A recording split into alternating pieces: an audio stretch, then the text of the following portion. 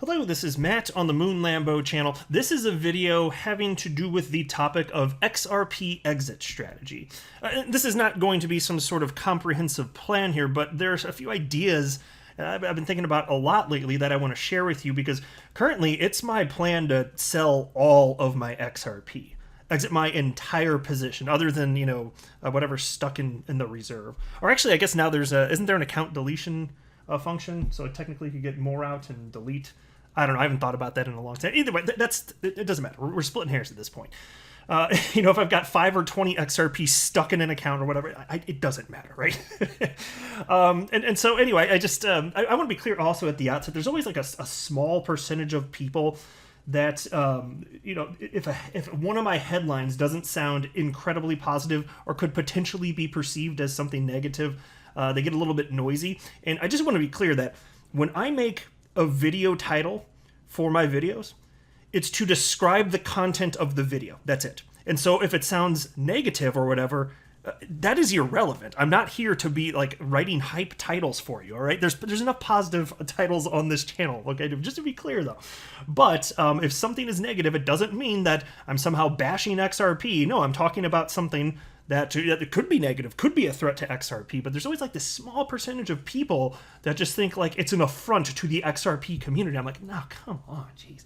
And you hear arguments too, which are like kind of interesting ways of looking at the world. For instance, you might scare people into selling their XRP if they read a headline, a video. They read a video title that sounds negative, and I'm just sitting there thinking like to what degree do you look down upon the human race to this level? Like, who are these people that are coming across a YouTube video and not only not clicking it and not watching it to find out what's actually being discussed, not only do they not do that to absorb any meaningful information, they rush to the nearest exchange to panic sell their XRP.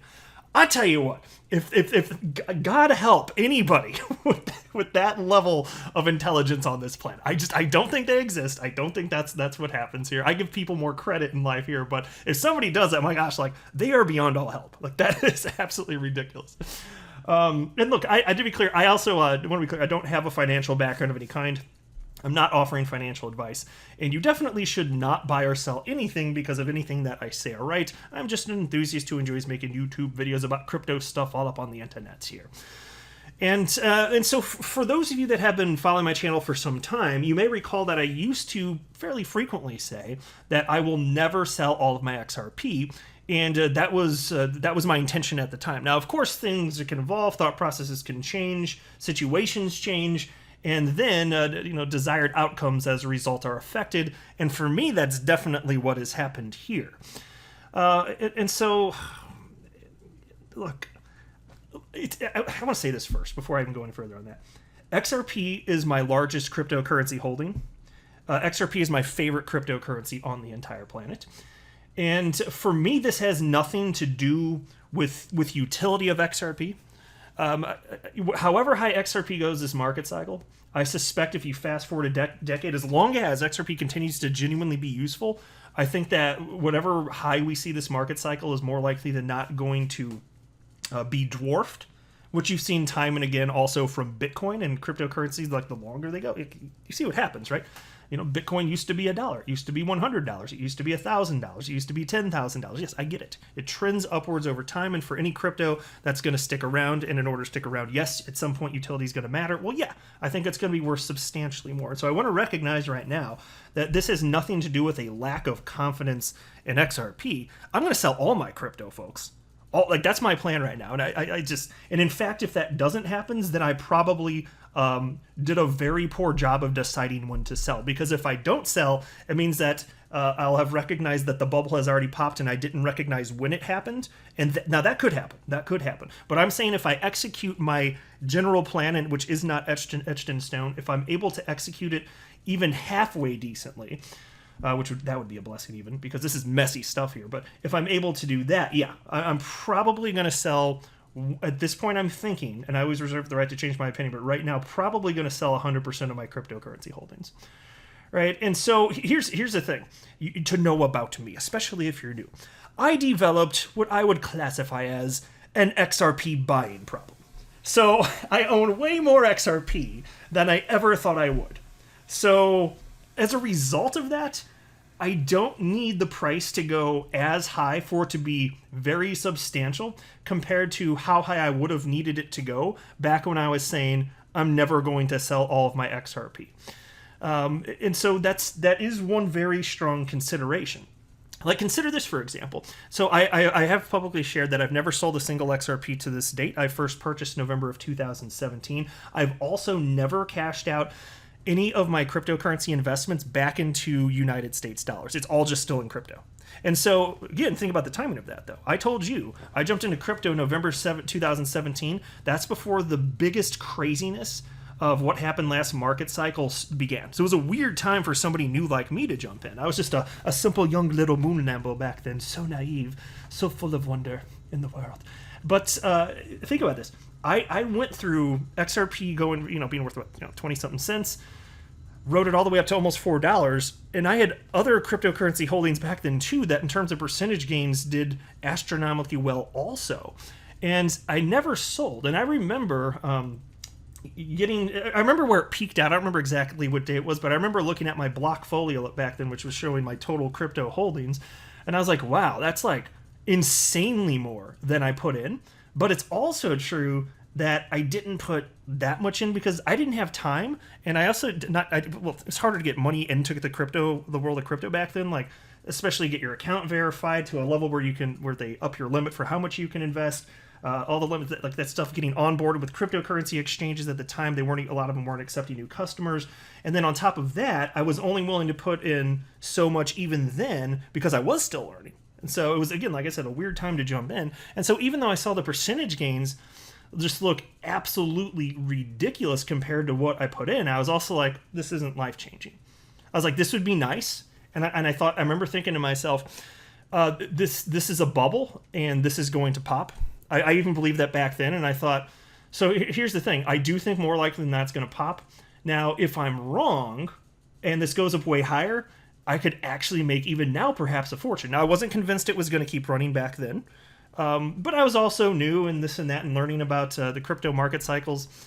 And so I thought, okay, so I could sell now, and if I'm right, then I get my little bit of profit, but it's not life-changing anyway.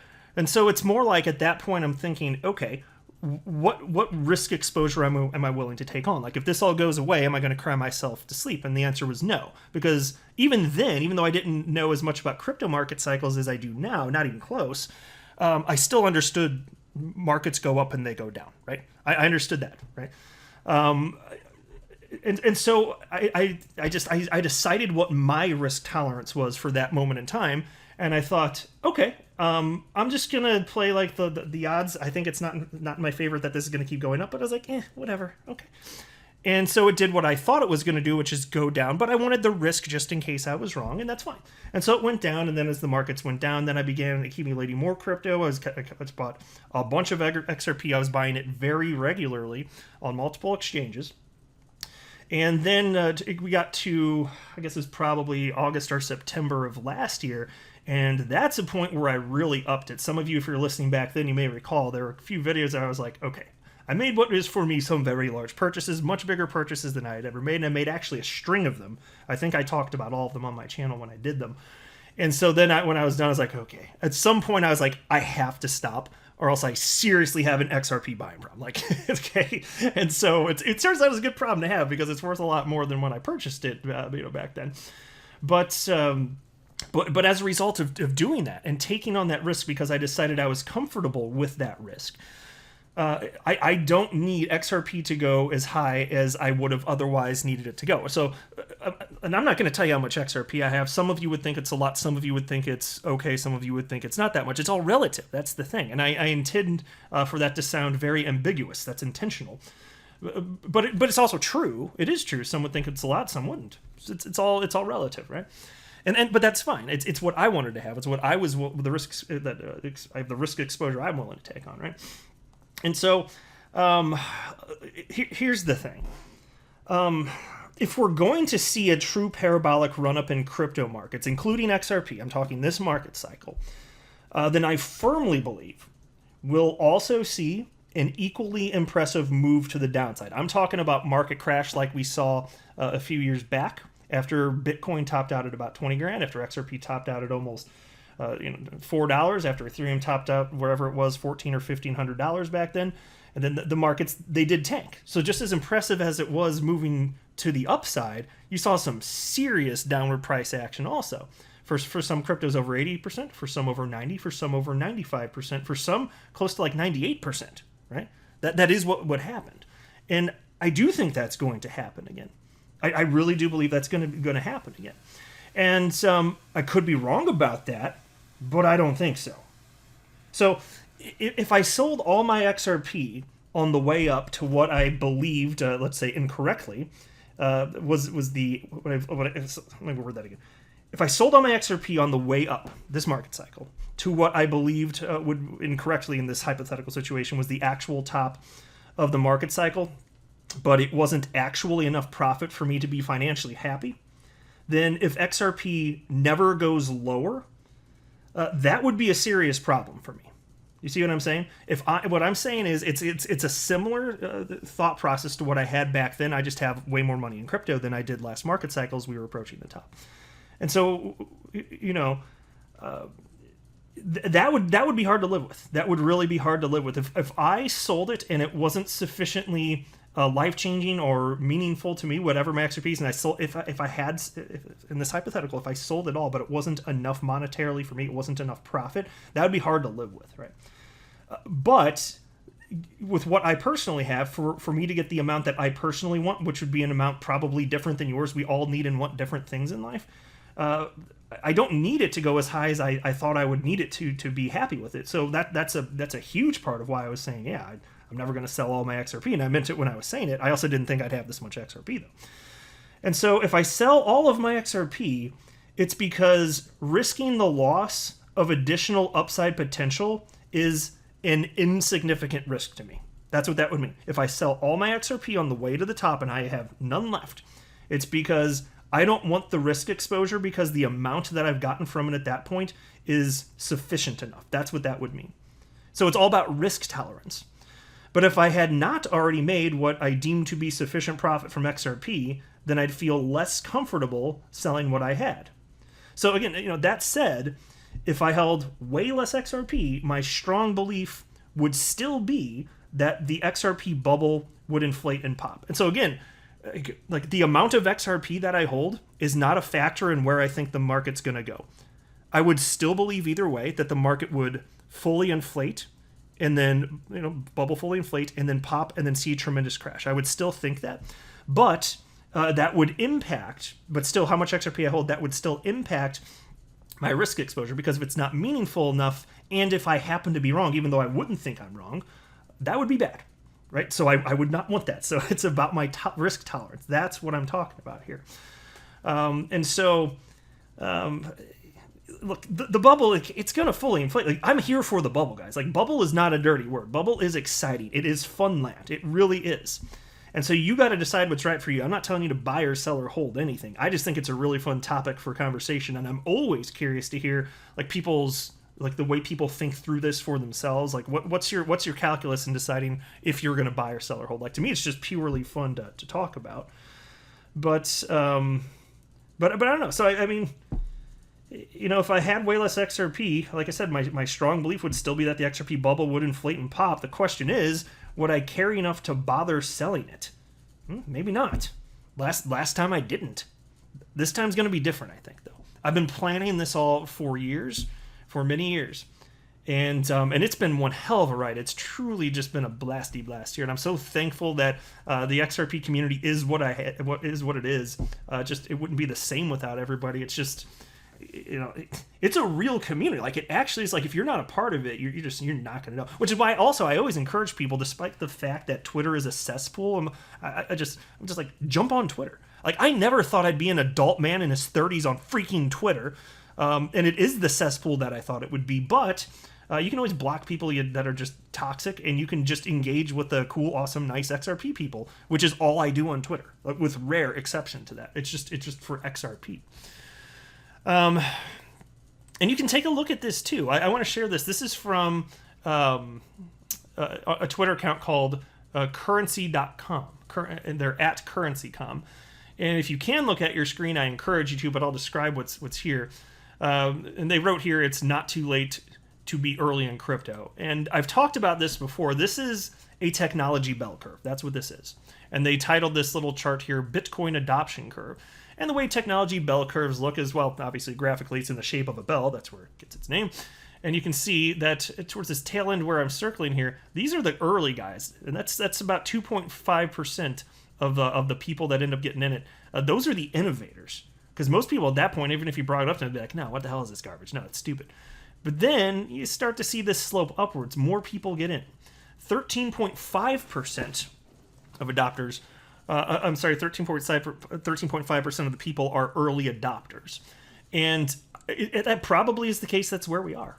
Most people aren't in it. And so the reason this is significant is because as more people get in, you're going to have you'll continue to, even after this market cycle, even after the bubble pops, you'll continue to see this tremendous multiplier effect.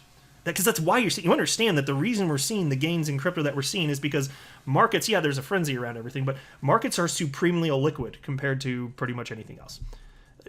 Think about it, okay? Bitcoin, as I record this, market cap of 883 billion. XRP, only 55 billion in market cap. That's awesome. I love that XRP's market cap is way smaller. There's way less money in it, which means to get it to double, fewer people have to jump in. And so then you sit here looking at how many people on the planet are in crypto, and it's almost none of them. And we already see these prices? Holy hell, that's exciting. That's insanity, right? And so then the next section of the bell curve would be the early majority. That'd be another 34%. And then, sorry for the rest of you, then you have the next hump, the way down there, another 34% would be the late majority, and then the last 16% are laggards. And so as you get closer to having as close to 100% of humans as possible in crypto invested, the opportunity will, as time passes, consistently diminish. With every single market cycle, there will be less opportunity. And so there's still a ton of opportunity here, and there's so many reasons to be pumped up, but eventually trading crypto is going to be as boring as trading, I don't know, stocks or precious metals, whatever's boring to you to trade. Well, I say boring in comparison to what crypto is today, at least. It's pretty freaking boring, right? So it won't always be like this, but I think it is going to be for some time. And eventually utility is going to take hold. It's going to matter, which is why I say, yeah, of course, XRP is amazing. And as long as it continues to be useful to people, people are going to put money into it because it'll just make sense. But we're so early right now that it's just not clear which cryptocurrencies make sense to invest in terms of if you're a really long-term thinker over the next decade or two or three. People don't know yet. It's just not sufficiently clear right now. And so although I do believe that utility matters and will win the day, I don't believe that it matters in the very short term, specifically the next 3 to 6 months. I don't think it sufficiently matters. I don't think that people are investing based on that level of logic because it's just not clear. And it's not that nobody cares. It's just not clear. That's why the market moves in tandem. This market is in its nascency. But to me, again, that's why it's so exciting to be here. I'm here for the volatility. I'm here for the bubbles inflating and popping. And I believe it's going to happen. And so if XRP gets to where I think it may be going this market cycle, I'll be out 100%. But that doesn't mean I'll be out forever. I mean, the truth is, after the bubble pops, I'm going to be back in. And I'm going to quadruple down on it. I'll buy an insane amount of XRP again. And all sorts of other cryptos. I hold about 24 different cryptocurrencies currently. And I'm going to buy in like crazy. So just because my current plan is to sell all of my XRP, it doesn't mean that I think XRP is no longer long-term viable. No, it's about my own personal risk exposure, which is a completely different concept than whether or not XRP is long-term viable. At this point, it looks to me like it is. I don't know for sure if it will be. I have a small amount of doubt. I'm not 100% certain, but I am very confident at this point. And so, yeah, as long as that continues to be reality, and that's the way I perceive reality to be, then yeah, after this bubble pops, stick with me because I'm going to start dollar cost averaging back in. And I'll do it for years and years while we're in the bear market. I'll be down in my investments for most of that time. And that'll be fine. And we'll have to put up with the bitchy bears again. I know they'll be back. Oh my God, it's gone to zero moon now. Okay, thank you, Mr. Bear. Go away. Oh man, humans are fun. Humans are fun. But that's how I see it. That's kind of the calculus for me at this point. What do you guys think about that? Is that reasonable? I hope nobody thinks I'm kooky, but we've all got to make our own personal choices. This is the one that seems right for me. But it also does depend on how high things go. I don't know where things are going to top off for sure. And like, what if XRP, it seems like it is going to top off way lower than what I'm expecting? Well, then I wouldn't sell it all. So it is contingent, obviously, on the market. But that's why I'm saying, like, I have to be sufficiently enticed.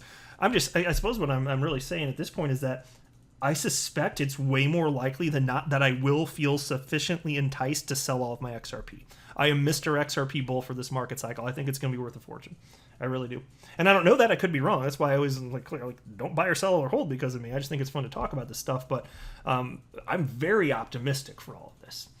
So I guess this is probably a good point to wrap up. But I really would love some considerate feedback. Critical feedback's fine. Like even if you think that I have some like weird or stupid approach, that's fine as long as you're not being a jerk about it. Like, I'm fine with having my ideas challenged. I like that. I think it's fun to have conversation and debate. I actually enjoy all that with thoughtful adults, I just like when people get emotional and jerky about it. But people in the XRP community are pretty damn good about it. And I always appreciate all the support. I think you guys know me enough at this, excuse me, know me well enough at this point to know that about me. So feel free to lay it on me.